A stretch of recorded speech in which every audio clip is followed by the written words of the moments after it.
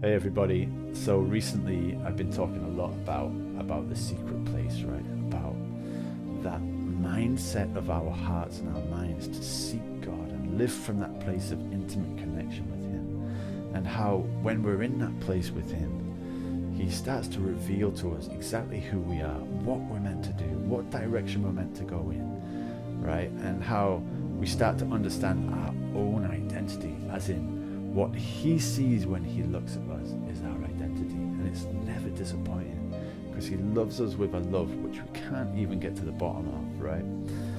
But I've also been thinking recently how both a son and a servant can both get the job done that the master gives him, right?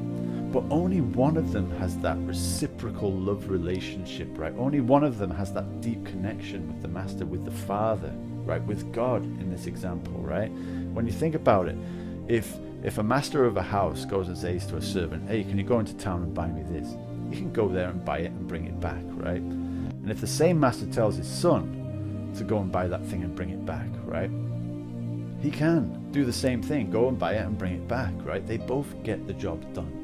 And a lot of times, right, Christian people end up living the life of a servant with no connection and still being able to obey the commandments of the Bible, right? But they feel dry, they feel like there's no connection, right? And this is my point. What does it look like when you see someone who is living from that love connection, right, with God, from the secret place? It reminds me of a friend of mine I've got called JP. We started a skate company together in China.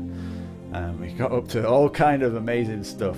This guy knows the Lord. He has that deep connection, right? He lives from the secret place with God. That's where he lives his life from. And it changes the environment wherever he goes effortlessly, right? And it's contagious, and people see the difference in him and the things that are missing in their own life. Real recognizes real, right? And if you're fake, people see it a mile away. This guy is not fake. He's the real thing. He really knows God, right? So I'll give you an example. This one day, we just got finished baptizing like 4 or 5 Chinese guys, right? And we were praying for these guys afterwards. And one of JP's friends said to me, James, there's something wrong. It doesn't feel like a celebration. I said, mate, you're right. And so I grabbed a guitar, right? And I said to JP, get up and dance, right? Because he loved dancing, right? He used to do this little wiggle dance, right? And so we got up and started dancing.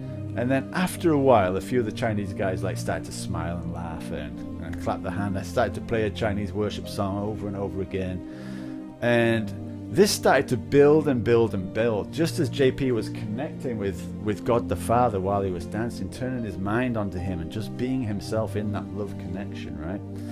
Well, suddenly the atmosphere shifted. And we ended up going on this like 45-minute worship session. It was like people were going crazy and singing out. All the Chinese guys were up, and I look over at this one Chinese lad with his shirt off, right, and his tight black pants on, like all his muscles like straining, like with all his might, shouting out "Zanmei Chu, Hallelujah," which means praise God, hallelujah in Chinese, right? And I was thinking, man, this is crazy, it's amazing, just the pure atmosphere of heaven in that room, right?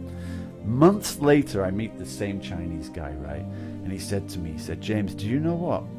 Do you know the moment where I really knew you and JP? And I was like, no, when was it? Was it on this skate tour or that skate tour? He's like, no, it's none of that. It was that moment I got baptized, right? I looked up at the ceiling in the room and I saw all this dust swirling round, and it swirled round and it went into me. And I said to him, do you know what that is? Do you know what that was? That was the Holy Spirit. And he was like, yeah. This is what happens when we live from the secret place, right? Real recognizes real. Why would we want to be a servant when we're invited into being sons and daughters of God? So this is my challenge for you.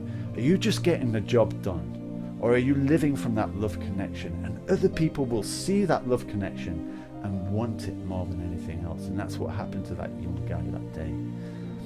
All right. Live from the secret place. God bless. See you next time.